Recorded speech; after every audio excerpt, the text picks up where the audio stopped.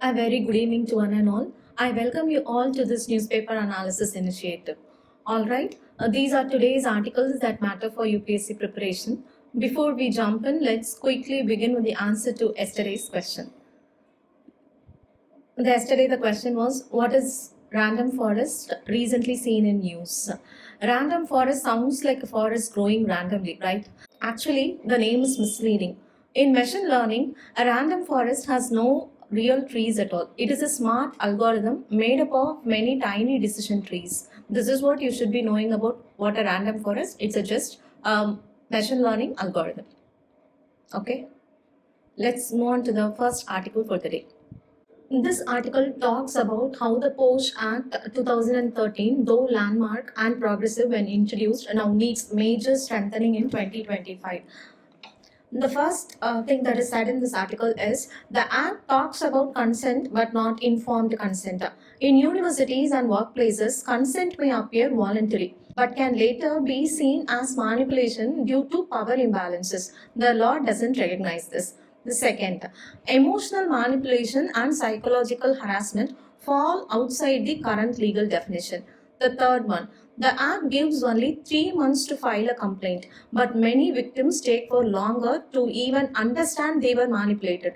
This short deadline protects perpetrators. The fourth one, calling the accused a respondent.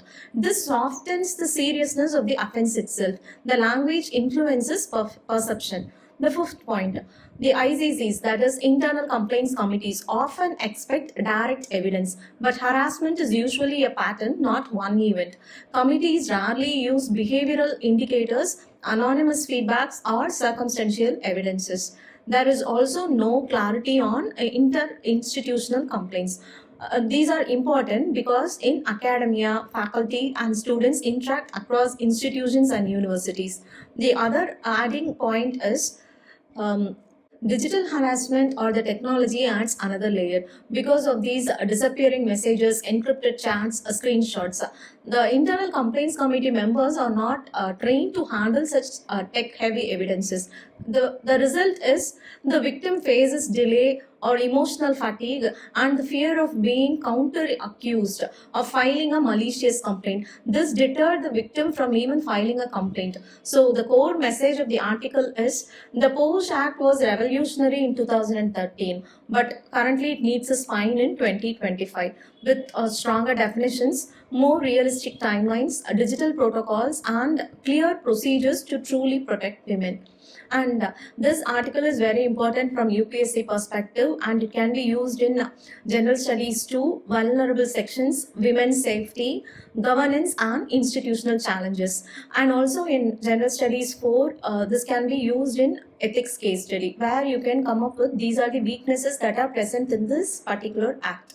This article shows how AI has created new challenges for personality rights. Personality right means a right of a person to control their name, face, voice, image and identity. The issue came back into news when Abhishek Bachchan and Aishwarya Rai Bachchan, both of them sued Google and YouTube for AI-generated deepfake videos. Okay, and they said that this has damaged their reputation and allows their identity to be misused. And they have also sought for compensation. This is not important for us, whereas this shows how AI blurs the line between what is real and what is fake. Now, earlier personality rights protect celebrities from commercial misuse, but today with technology advances like deep fakes, the problem is much bigger.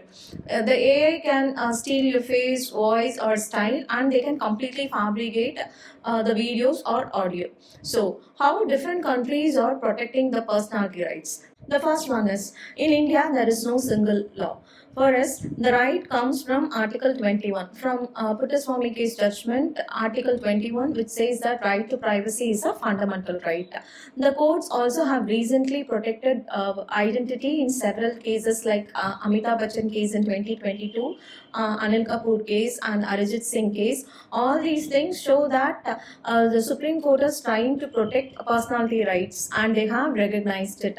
And they have also banned AI misuse of face or voice. Okay, with respect to United States, they treat the personalities as property.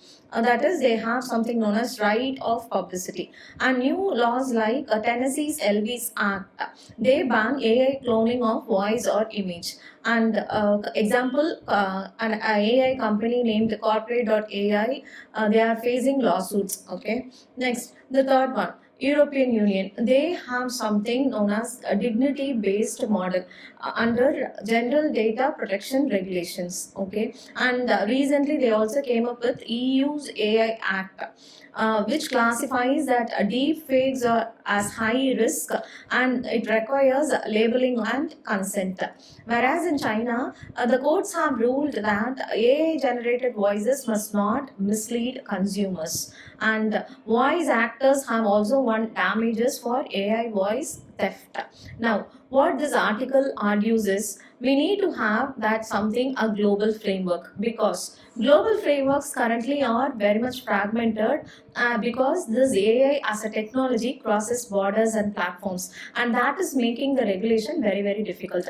So what does India needs? In the first place, we need a clear legal definition of personality rights. The second point, we need to have rules on AI watermarking. The third one is we need to fix the liability on the platform. The fourth one is we need to protect against the style based or voice based AI cloning. And the last one is we need to establish global standards which should be based on UNESCO's AI ethics. UNESCO's AI ethics especially says that personality rights should be centered around ethics, dignity, and autonomy. The next one is the data point. From here, you can take one important point. That is, between 2000 and 2023, China has lent more than $2 trillion as loans and grants to over 80% of countries in the world. Okay, so this shows about China's debt trap diplomacy. You can use this as an example. And this was released by aid data and research institute. Okay, this is enough from this article. The new draft seed bill basically updates a 60-year-old law to regulate seeds in a modern scientific way. We will look into the important provisions that are present in this draft bill. The first one is it has established a two-tier regulatory system, that is a central seed committee and state seed committees. Under central seed committee sets national standards for germination percentage, seed health, and labeling norms. They also have something known as National Register for Seed Varieties, and they also advises Union government on import, export, and quality standards. Okay. With respect to state seed committees, they register seed producers, processors, dealers, and nurseries, and they also implement quality control at the state level. The other important provisions that are specified are mandatory registration of all seed processing units, and establishment of central and state seed testing laboratories. Seed inspectors are empowered to search and seize under BNSS, and introduction of a national register of seed varieties. Okay, so now what is the major concern from the farmers side? Because they fear the bill could increase the cost of cultivation, because they argue that corporates may indulge in predatory pricing of seeds, making the farming costlier. The second one, they say that this might promote corporatization of seeds, because the bill creates a centralized and corporate friendly regulatory setup, and this will weaken the community seed systems. The third point, this affect farmers' seed sovereignty, because India may shift towards multinational companies controlling seeds, impacting traditional seed sharing and biodiversity. And they fear that this draft may dilute the protection that they get under Protection of Plant Varieties and Farmers' Right Act of 2001. because the existing law protects farmers' right to save, reuse, share and sell seeds. What if the draft bill actually undermines this? That is their fear. And they also undermine the decentralized governance, because centralization may weaken the state level decision making and farmers' autonomy. So they say that this is a risk for seed sovereignty, biodiversity, and small farmers' rights. The next article for the day is, what is the row over selecting head of police force in Tamil Nadu? As per the Supreme Court's Prakash Singh judgment 2006, the state must choose its DGP only from a panel of 3 senior most IPS officers who are shortlisted by the UPSC. Now, Tamil Nadu sent its list very late, and when UPSC sent back the panel, the state rejected all the 3, saying they were not acceptable. So, now we have to look at what this Prakash Singh judgment is about, and what are the guidelines that were issued by the Supreme Court. The first one is fix the tenure and selection of the DGP. That is, state must choose the DGP from a UPSC shortlisted panel of 3 senior most IPS officers. DGP must get a minimum 2-year tenure, and this is to protect from political interference or politicization of police officers. The second point, that should be a minimum tenure for IG, DIG and SP, because officers should not be transferred mid-term, basically for political reasons. The third one, create police establishment board. This is to decide transfers, postings, promotions of police officers below the rank of SP. And this is also to move the power away from the politicians. The fourth one, set up state police complaints authority. This is to ensure that public can file complaints against police misconduct. This will ensure accountability from the police side. The fifth point, to separate law and order from investigation, because investigation should be professional, independent and time bound, which is very much important. Whereas this will help us in improving the conviction rate and as well as the efficiency. Now the sixth one, create State Security Commission. The State Security Commission should be created along with civil society members to insulate the police from political pressures, and this will lay down the broad policing policies. And the last one is create National Security Commission. This is for senior appointments in central police organizations like BSF, CRPF, IDPP, etc. Okay, so from mains angle, this is very much important from general studies 2 perspective. The next article for the day is publish or perish. This article talks about something very serious happening in India's higher education, which is a quiet epidemic of research fraud. The root cause is not AI or technology, rather it is our system, and which pushes teachers to publish or perish. Because faculties are rewarded for publishing papers, even fake ones, but not for teaching well. So that is the problem. Now, what is the reason behind it? The first one is the structural bias towards publishing, because right now promotions, incentives, NAC rankings or National Institute ranking framework, all these depends on publishing papers, but teaching quality, nobody is rewarding it. The second one, no attention to context, because most of our colleges don't even have proper libraries, labs, research culture or funding. Faculties are also overloaded with teaching and admin work. Now, where is the time to do real research? So instead of genuine research, people produce fraudulent papers just to meet targets. The third one, weak research ecosystem. Predatory journals are everywhere now. AI generated content makes now fraud more easier, and oversight is also weak because publishers themselves benefit from low quality papers. The fourth one, misplaced priorities. 80% of Indian students are undergraduates. What they need is good teaching and not teachers running behind publications, and that also forced research publications. So what are the concerns associated with it? The first one is the academic integrity itself will collapse.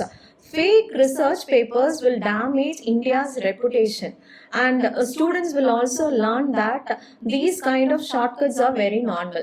Now, the second one, the teaching suffers because teachers spend more time trying to publish than preparing for classes. The third one, resource mismatch. Even now, institutions without basic infrastructure are told to produce research. The fourth one, ranking distort priorities because university rankings reward publication numbers and not learning outcomes.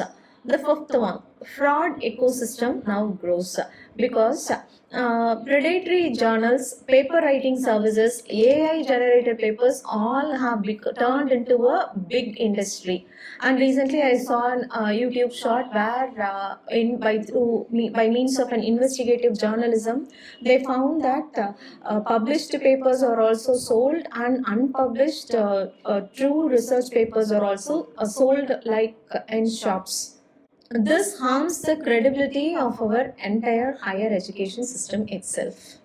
So, what are the solutions? The first one, we have to balance or restore balance as well as the value teaching. Now, the promotions must recognize the teaching quality, mentorship, and the student learning outcomes, and it should reduce the weight of publication in research papers. The second one, we have to contextualize research expectations.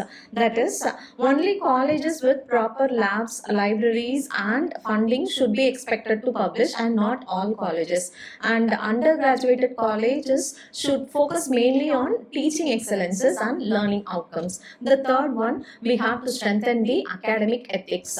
We need strict policy against paper mills, predatory journals, and AI fraud.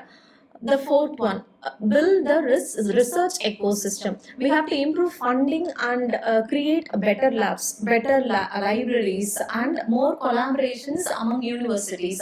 And we have to also reduce the administrative load on teachers.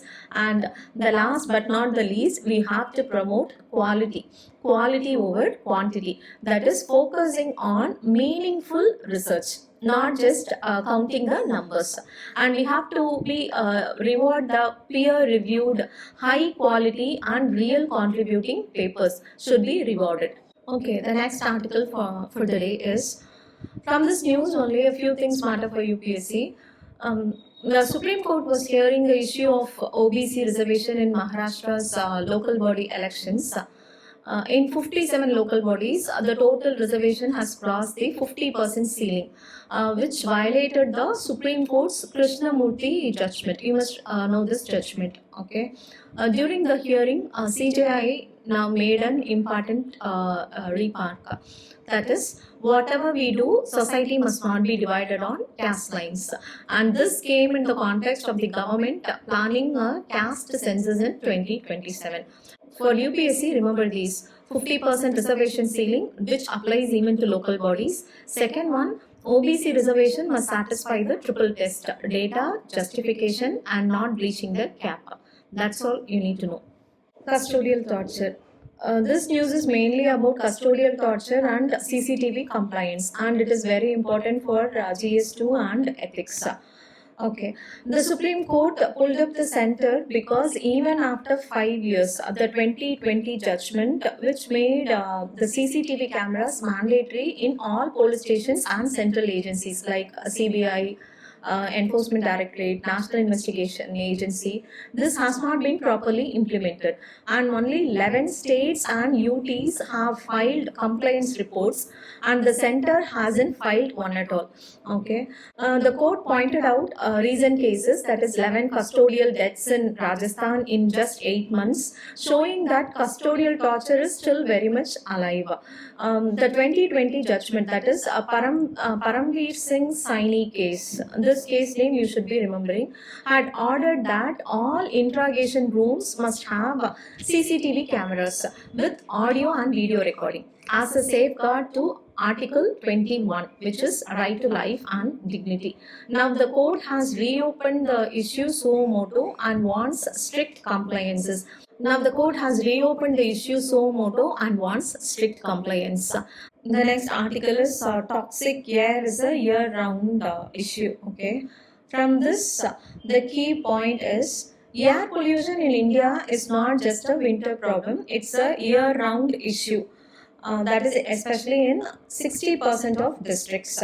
That is, out of 749 districts, 447 districts have particulate matter 2.5 levels above the national ambient air quality standards throughout the year. That is the key point.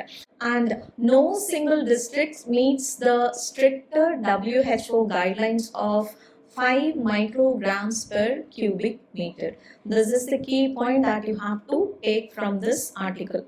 Okay, and one more point which you have to add to your notes is already we have seen the structural issues and other steps in previous classes. Add one more point to that, which is the geographical factors also matter. That is, coastal winds, rainfall, and better dispersion reduces the pollution, because southern and coastal states like Andhra Pradesh, Telangana, Kerala, Karnataka, Sikkim, all these have shown much cleaner exposure levels. Okay, so this shows that geographical factors also matter.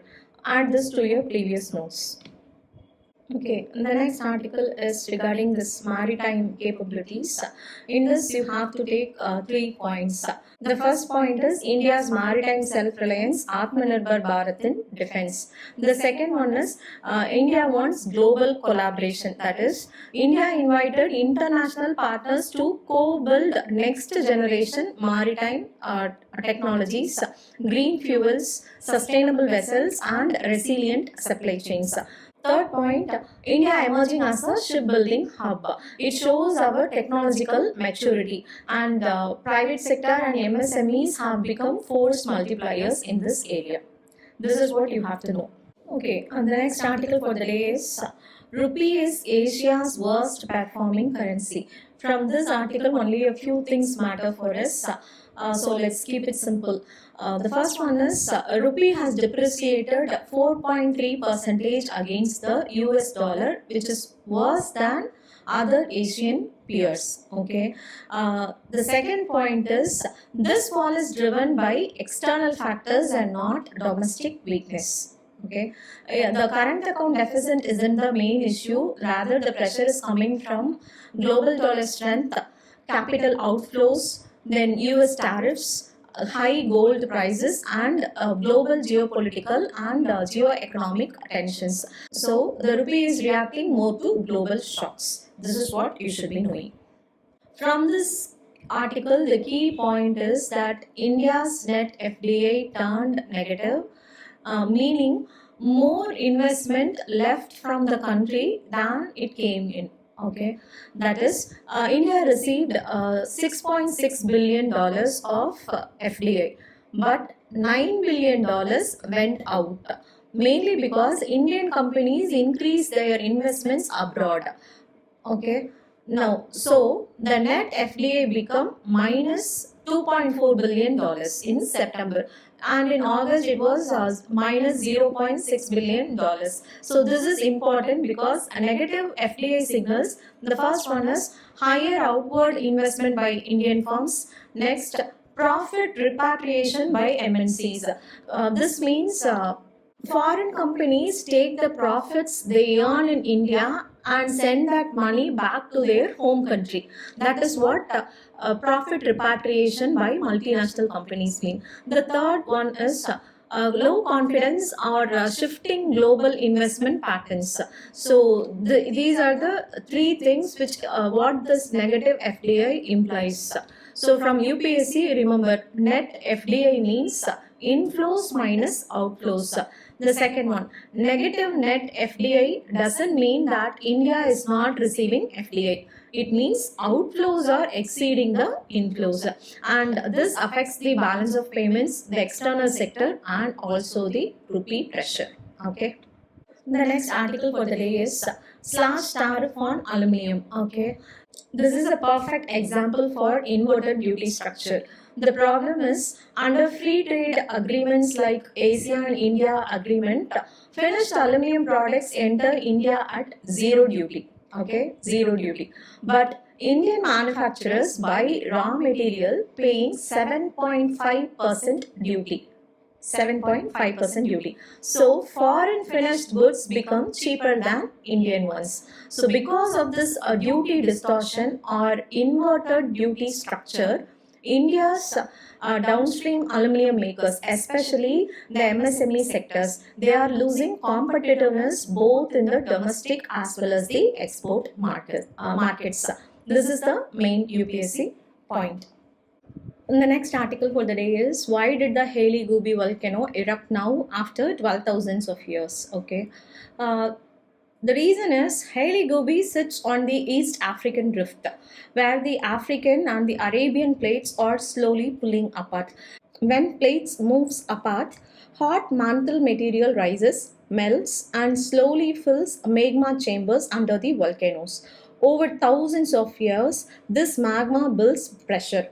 And a Hale Gobi is normally a shield volcano which is broad with gentle lava flows, but it also contain pockets of silica-rich magma like trachyte and rhyolite.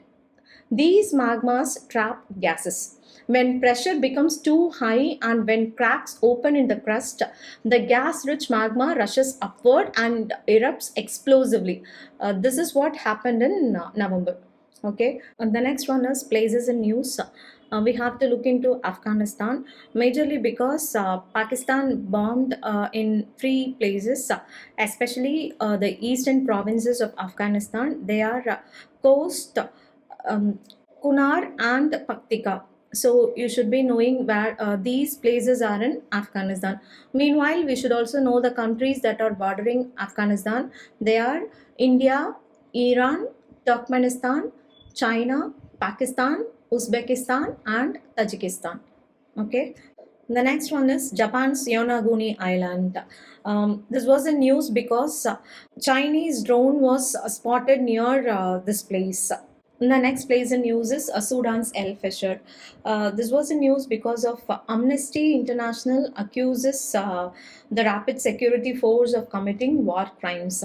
We must look into Sudan very carefully. The surrounding countries of Sudan, they are Egypt, Libya, Chad, South Sudan, Ethiopia, and Somalia. And there is a Red Sea bordering Sudan.